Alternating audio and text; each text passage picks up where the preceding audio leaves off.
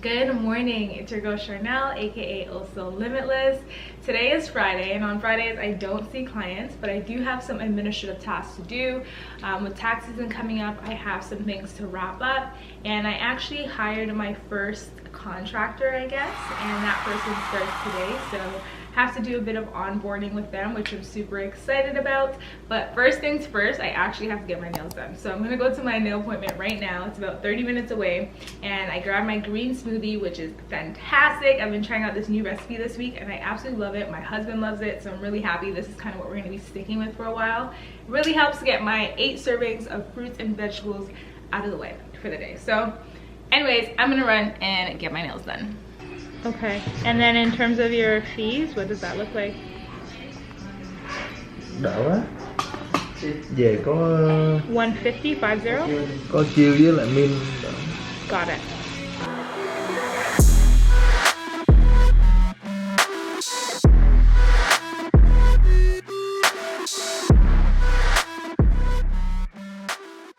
Just got my nails done. I got like a spin on a French tip. I wanted to do a Valentine's Day set, but I thought, you know what, I'll wait until closer to Valentine's Day to do that. I wanted to also go to the bank, but I'm just feeling like low energy. This whole week I've kind of been off. I haven't been as energized as I usually am. So I will go to the bank to open up another business account at on a different day. I'm gonna go home, eat some food that will probably actually get me a bit more energized. I'm gonna do some administrative tasks and the quick onboarding with the new hire, which I am looking forward to. Now, when I was actually doing my nails, I had a meeting with a potential clinical supervisor, and so I was just asking some questions because I feel like the clinical supervisor that I was working with one-on-one for the past year has been helpful, but I feel like I got everything that I could out of that clinical supervision. And so I want to see if there's a new clinical supervisor that could really support me in elevating myself as a clinician, elevating my understanding of like my sense of self within the clinical role. And so if you guys actually want to know the kind of questions that I ask when I'm meeting with a potential clinical supervisor, or if you want to know how to identify or choose or find a clinical supervisor, comment below and let me know.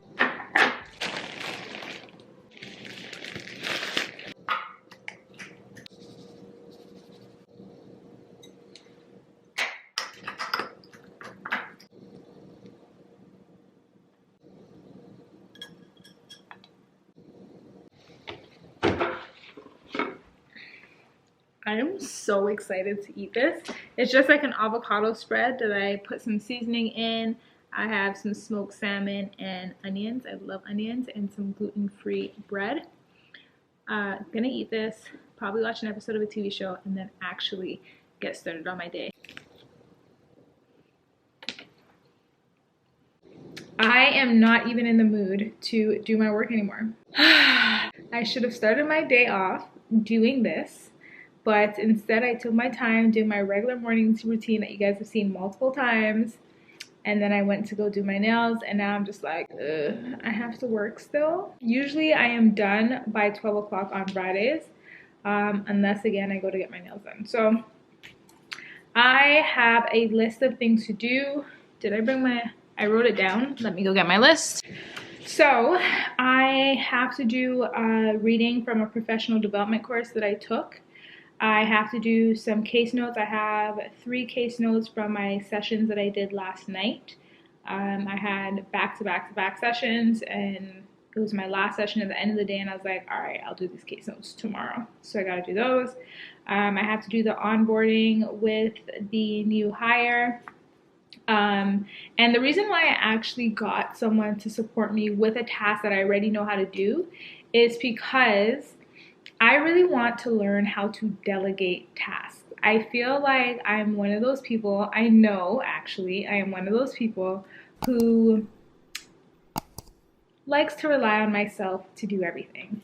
And if I want to grow my business, which I do, I need to be able to delegate and trust that people are competent and capable of doing a great job at their tasks or at whatever job they're assigned. And so by getting this new hire, this is my first step into being able to delegate tasks and kind of take a step back. I feel like I might micromanage a bit, but because we are doing work together like virtually, I don't have to see them in person, they might not feel that micromanaging, but I will be checking the work kind of thing. Until I can, like, you know, trust that it's like, okay, you got this, I don't need to look at this too much.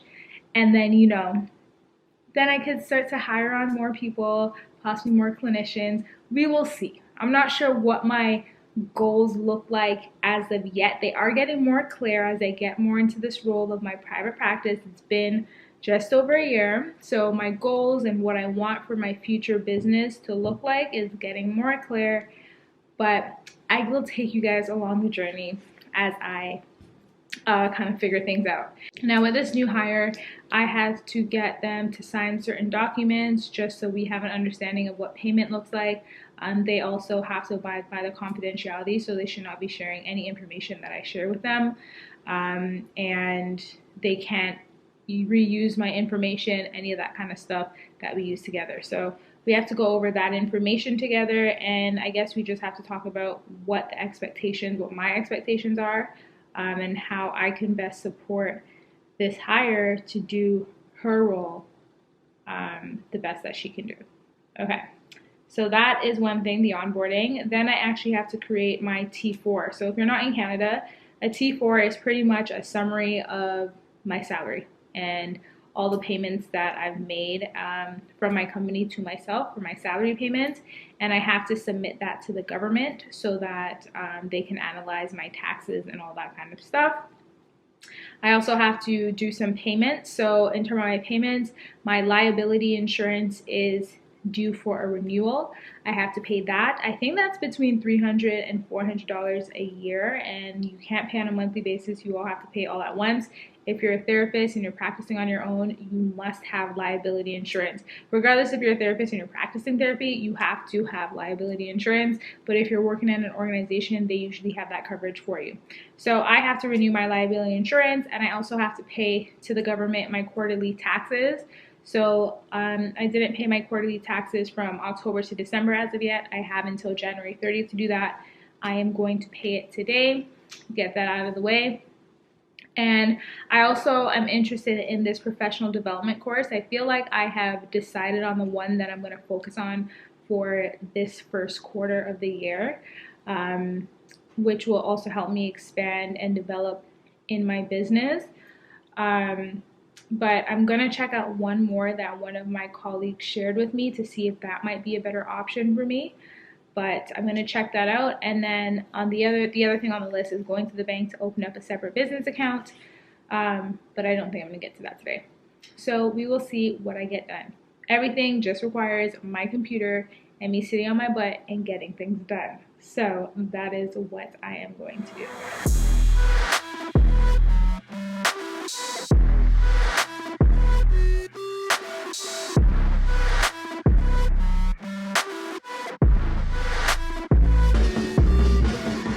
So you may have already seen the email I sent you with the documents that need to be signed.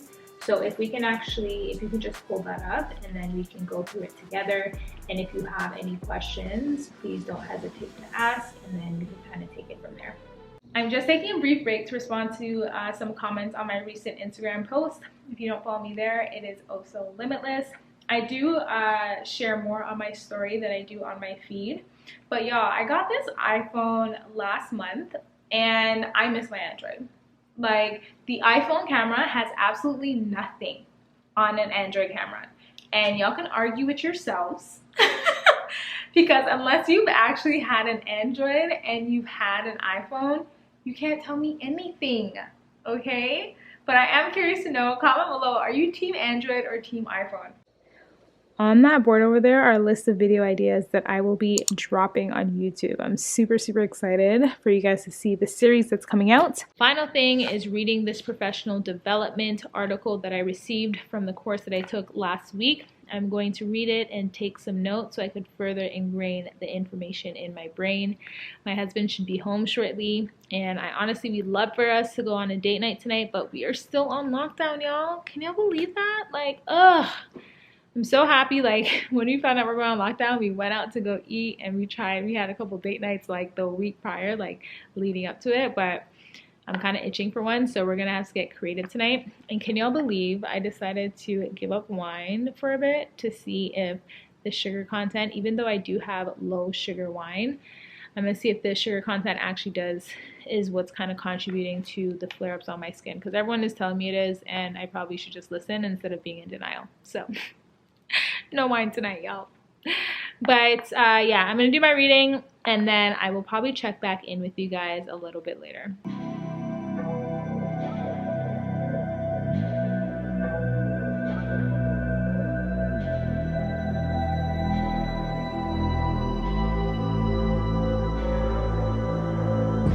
Alright y'all, I am getting ready to just chill out tonight. My husband came home and we were just chatting up a storm. We actually picked up some Thai food and we're actually going to tune into some TV tonight. Ozark is back on Netflix, so I'm super excited about that. And there's actually two shows that I watch on Friday nights. One is called Ready to Love and the other is Ladies Who List in Atlanta. And I absolutely love real estate shows, especially like where you're just showing luxury real estate, and to see like Black women on screen having their own brokerage and again being in this luxury real estate market, it's just so exciting. I love it. So Ready to Love, Ladies Who List, and Ozark are on the list for tonight. And honestly, in all my videos, you guys see me kind of behind the computer, or I'm often just explaining things. And I want to remind you, because of my profession, I cannot share confidential information. I can't share with you guys when I'm actually on screen with clients. And to be completely honest, sometimes I think social media like glamorizes what it looks like to actually build a business, but a lot of it is you being behind the computer, you doing that marketing, you doing kind of that legwork, whether that is like building relationships or connecting with people, and it's not all that glitz and glam. And so if that's kind of what you're hoping or anticipating, I just kind of want to give like a little reality check.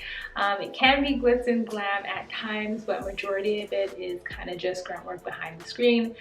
I still enjoy it so much, and it's so beneficial, and it's very rewarding, not only financially, but again, as a therapist, it's very rewarding with the change that we see with our clients. So I encourage anybody, if you are a therapist or a clinician or in the helping profession, or if you want to have your own business, it definitely can be rewarding, but it requires a lot of discipline and a lot of time management and a lot of organization. But if you want to do it, you can do it.